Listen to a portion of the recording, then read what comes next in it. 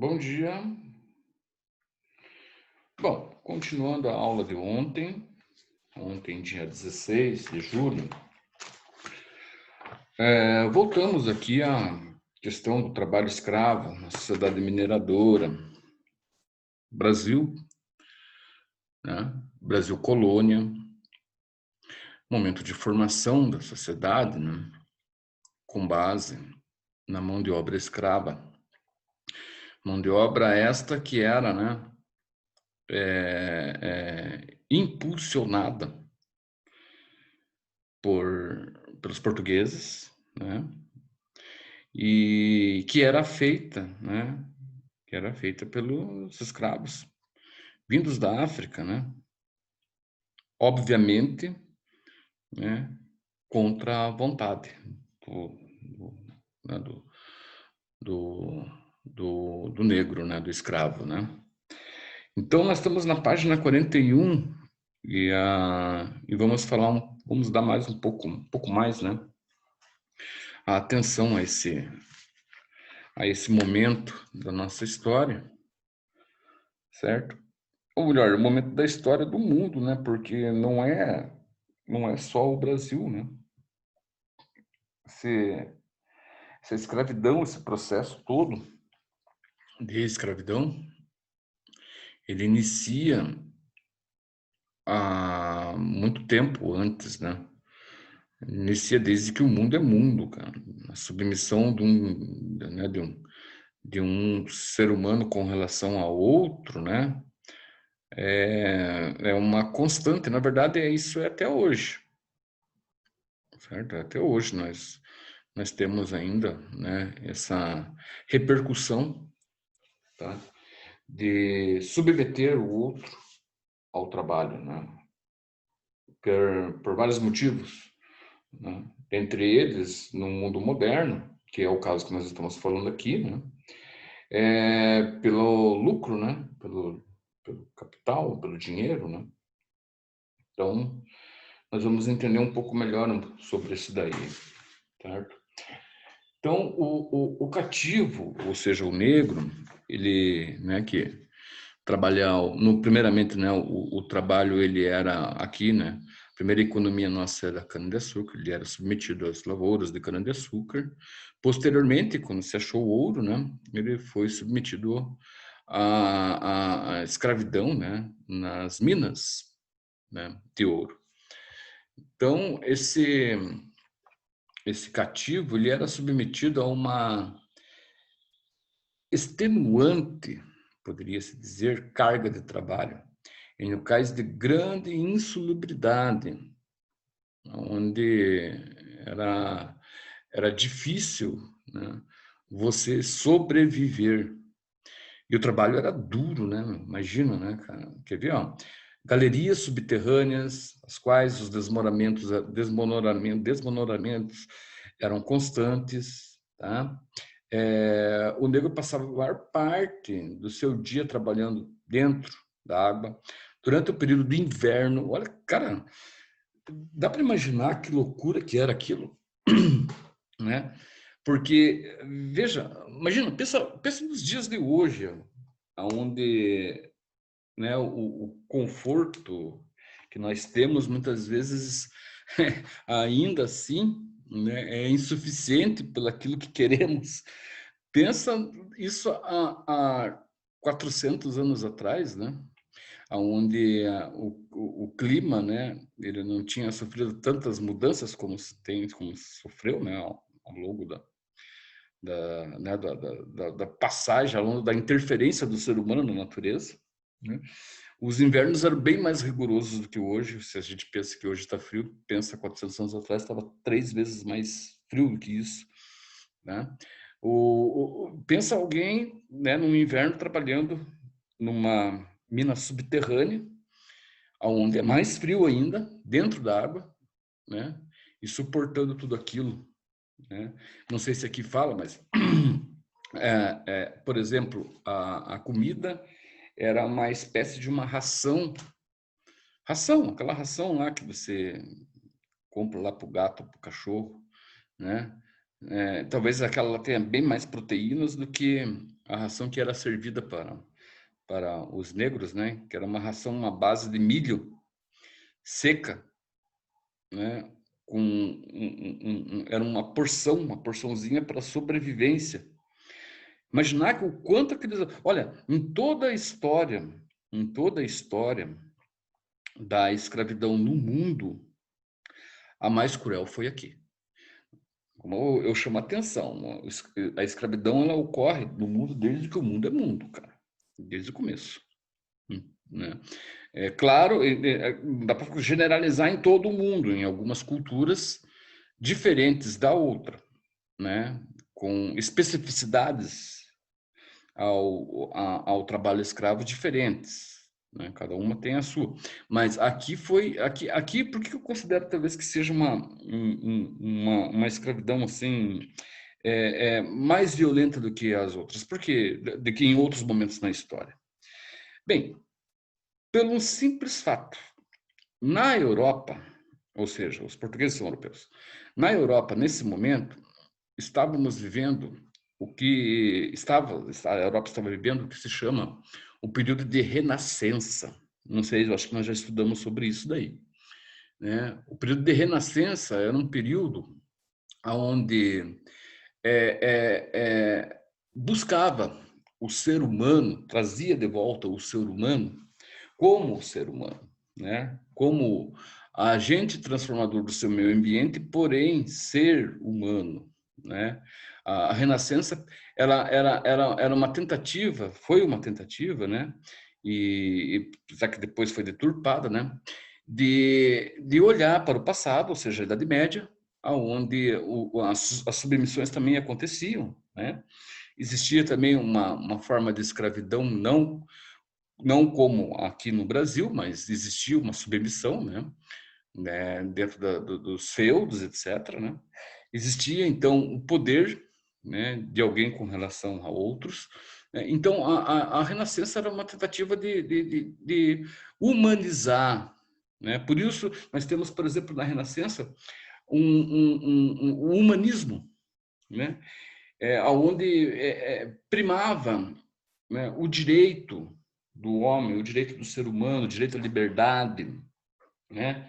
Primava conceitos como alteridade, primava conceitos, né, da humanidade, humanidade, né, em si. E de repente, de um lado, né, onde se promovia isso, né, do outro era totalmente oposto, no caso do Brasil, da África, totalmente oposto. As colônias eram totalmente opostas a todo aquele momento de luz, é assim que se fala, né? Aquele momento de luz, aquele momento né, do renascer do ser humano, mas era só lá, e aqui, e lá, e na África, como é que fica? Né? Diante de todas essas transformações, diante de todas essas mudanças que estavam ocorrendo, né, estavam ocorrendo também, né, significativas mudanças de valores, né? Então, assim, isso que me deixa um pouco, né, me comove um pouco, em se falar sobre a escravidão no Brasil, porque você tem um lado, né, é, é, totalmente romancista, totalmente, né, em transformação, né, toda né, aquela coisa da arte, aquela coisa da, mas do outro você tem a violência extrema, né? Então, assim, deixa a gente um pouco, pelo menos a gente, nós, historiadores, assim, ficamos um pouco assim com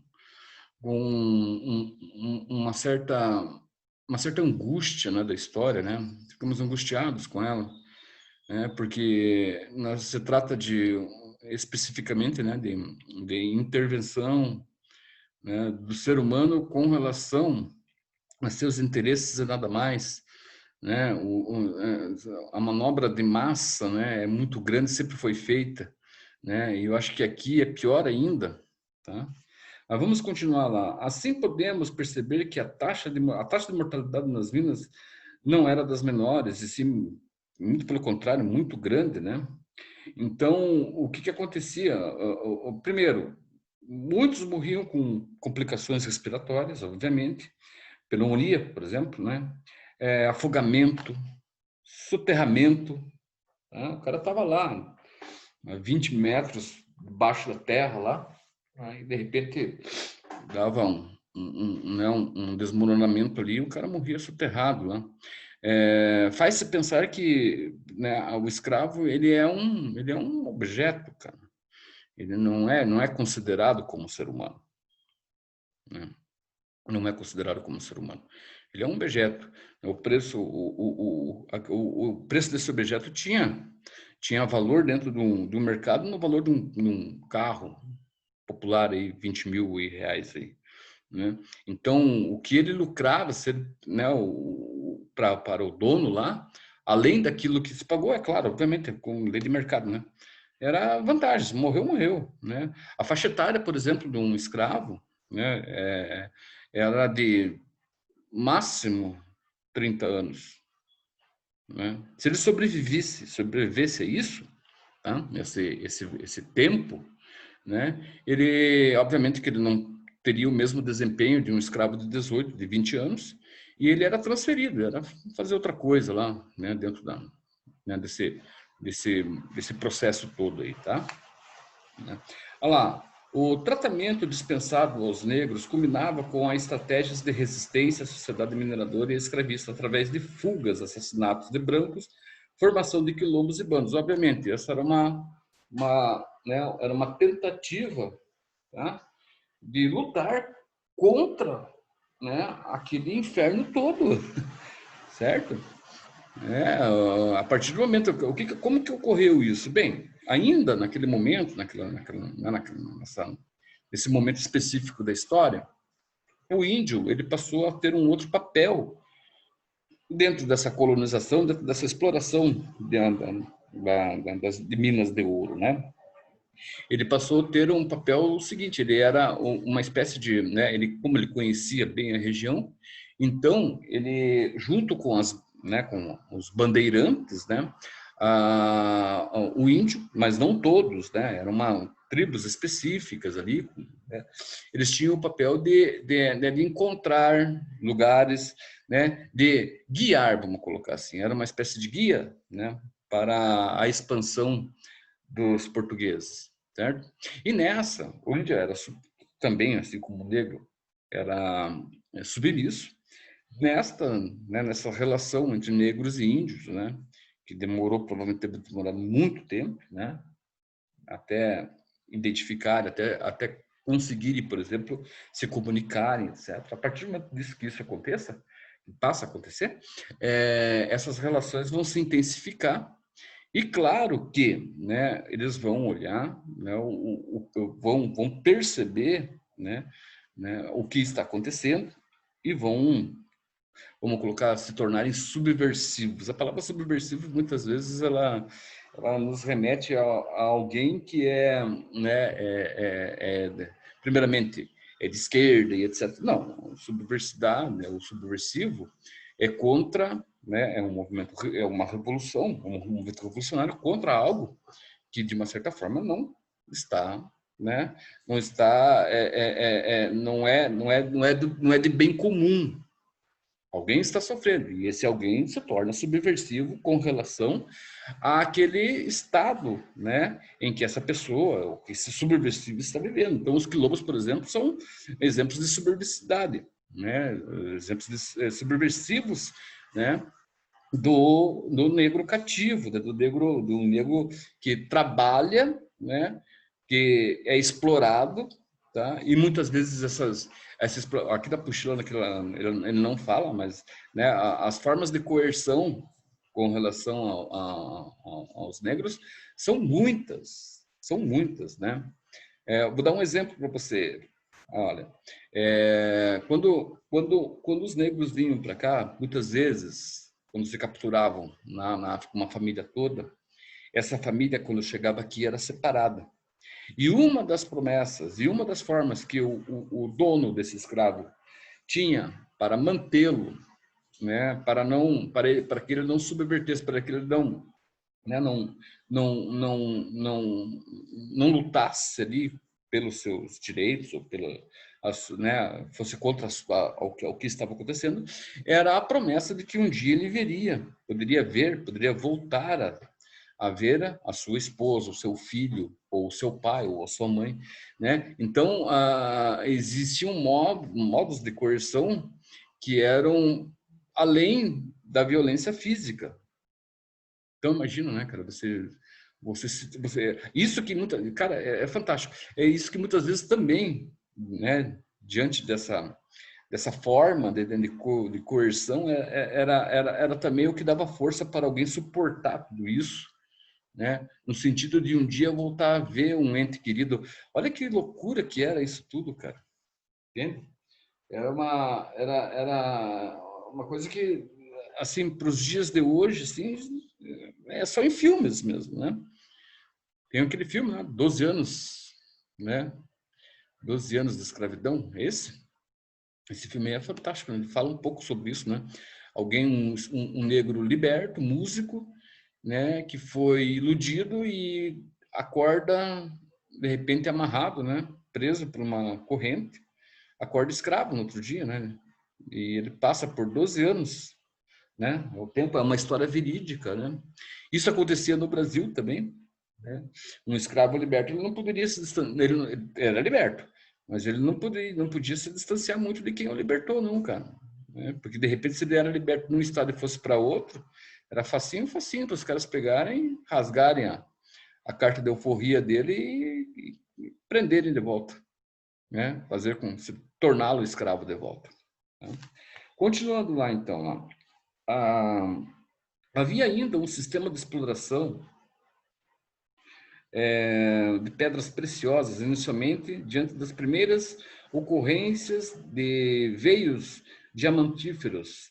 A exploração de pedras preciosas era livre, com os mineradores assumindo apenas a obrigação de pagar à coroa o imposto do quinto, parte do volume extraído. Então, o que acontecia? Você tinha um imposto que você tinha que pagar para a coroa, além daquilo, que é o quinto, né? Além daquilo que você produzia, era seu. Essa forma também essa forma também se fazia com relação ao escravo, né? Tipo, a escravidão no Brasil, ela é peculiar com relação a outras regiões que eram, ou que não tinham, né? Ou que foram descobertas e não existiam minas de ouro. Não existia a exploração do minério. Tá? Por exemplo, se uma região, como por exemplo, vamos dar um exemplo para vocês, aqui São Paulo, Paraná, Santa Catarina, Rio Grande do Sul, eu vou colocar mais São Paulo, a escravidão aqui, quando ela vai descendo, vai se tornando, não é tão forte quanto o sudeste e o norte do país. Né? A escravidão aqui, se um negro que trabalhava nos campos, era mais difícil ele comprar sua alforria do que um negro que trabalhava nos minérios. Tá? Porque era feita, o que se fazia? Então, olha só a manobra né, que os caras tinham, né, a manobra de coerção que se existia. O negro ele tinha um tempo para trabalhar, desde o momento que o sol nascia até quando o sol se punha, tá? Dentro dessas minas. Tá? Ele tinha ele tinha um resultado, ele tinha que dar resultado, ou seja, tinha que extrair uma porção X de minérios. Por exemplo, vamos dar um exemplo lá, 1 quilo de ouro por dia. Você já imaginou? Né? 1 quilo de ouro ou meio quilo. Varia muito de como essa mina é rica, né? Ao ser explorada. Tá, isso feito, ele tinha lá né, sua comida, né, o descanso até o outro dia. É óbvio que também, quando se trata, por exemplo, da questão do escravo, temos que entender que ele não é o escravo, por mais que ele não seja considerado um ser humano, mas ele é uma vida. Então, toda vida tem limites. Se você explorar demais, né, esses limites são ultrapassados e provavelmente gere uma doença, etc. Então, isso era feito de segunda a sábado. No domingo, o escravo ele podia descansar, como ele podia também entrar, trabalhar nessas minas com o intuito de parte do que ele achava, além do seu trabalho obrigatório, né, era para ele e outra parte para esse dono dessa mina. Então fazia que um cara, muitas vezes, essa parte dele poderia, no futuro, comprar a sua carta de alforria. Então, haviam muitos, inclusive nessas minas, né, auríferas, né, havia muito, por exemplo, escravos alforriados que conseguiram, obviamente, por intermédio do seu trabalho, ou por uma questão, muitas vezes, de sorte, né? O cara que, de repente, estava lá, ia aos domingos lá, trabalhar na exploração, de repente achava uma pepita de ouro que pagava naquele dia, ele achava uma pepita de ouro de 10 quilos lá e, de repente, pagava a sua alforria, né? E ainda sobrava algum, muitas vezes ele investia, começava a trabalhar daí como um trabalhador, não assalariado, mas trabalhava daí todos os dias no sentido né, do lucro ser dele, claro que pagando uma parte para o seu dono ali, né? E teve casos, por exemplo, de ex-escravos, né, escravos que se tornam alforriados, compraram uma mina, juntaram dinheiro suficiente para comprar uma mina de ouro, tá? E a partir disso também comprar escravos para trabalhar nessas minas. É uma coisa, é claro que o trato provavelmente seria diferente, tá? Nós temos várias, quando se fala nesse campo assim das micro-histórias, nós temos vários e vários exemplos, né? Várias e várias histórias, né? Algumas registradas, outras não, que mostram como era essa relação, né? Do trabalho escravo e Brasil colônia com Portugal. Tá legal? Pedro, alguma dúvida? Não, tranquilo, professor. Tudo bem aí? Tá chovendo aí? Não, agora não. Você mora em Curitiba, né, Pedro? Moro, aham. Ah, então tá legal. Então, para fechar aqui, ó, lá embaixo, nós temos lá o sistema tributário da região mineradora, possuía como principal objetivo o combate à sonegação fiscal, né? Responsável pela evasão de divisas na forma de contrabando. Então, por exemplo, em Minas Gerais, a Rio de Janeiro, onde Rio de Janeiro era a capital do Brasil naquela época, né, se tornou a capital depois de Salvador, você tinha o caminho, né, que era o caminho oficial. Então, existiam caminhos paralelos, tá, para o ouro chegar até o Rio de Janeiro, né, e uma comercialização no câmbio negro. Era muito comum isso acontecer, né? É claro, né? Porque veja bem, um quinto, toda a maioria do que foi extraído de ouro em Minas Gerais, né, foi levado para o Rio de Janeiro, do Rio de Janeiro a Portugal, de Portugal à Inglaterra, né? Então, vocês já imaginaram o quanto, né, o país seria diferente se tudo aquilo que foi levado para lá tivesse sido, né, tivesse sido investido numa estrutura aqui no país, né? Olha as riquezas que nós temos, né? Minerais, vegetais, etc. Já imaginou o que seria o país hoje? Ou provavelmente o país seria bem maior se tivesse, claro, uma administração coerente, né? Com uma formação de um país que prosperasse, né? Provavelmente nós seríamos bem mais do que uns Estados Unidos da América do Norte, né? Bem mais mesmo. O problema é que, né, tudo, né, no Brasil, tudo aqui a colônia, como a própria, né, a história nos mostra, é uma colônia de exploração, né? É diferente, por exemplo, do que aconteceu. Você veja, olha a diferença. A colônia nos Estados Unidos da América do Norte, as colônias eram de povoamento, né? Lá se foi para construir, né? Para começar algo novo. Aqui não. Aqui foi de explorar, tirar tudo que tinha daqui e levar para lá, né? Então, para fechar aqui, ó, para coibir a sonegação, a coroa insistiu e instituiu as casas de fundação ou de fundição, nas quais o ouro era fundido em barras e essas barras eram tributadas, né? Deduzindo-se 1/5 do total do benefício da coroa. Havia ainda o pagamento da captação, equivalente a 17 gramas por cada escravo. Então, cara, tudo o que a gente pensa hoje, nosso Brasil tem muito impostos, né? Muito imposto que o brasileiro paga para pouco que recebe, né? Para poucos recursos que recebe, né? De volta com a administração pública. Isso daqui, ó, as origens do nosso país aqui, com relação a essa alta carga tributária, né? E etc. Está tudo aqui.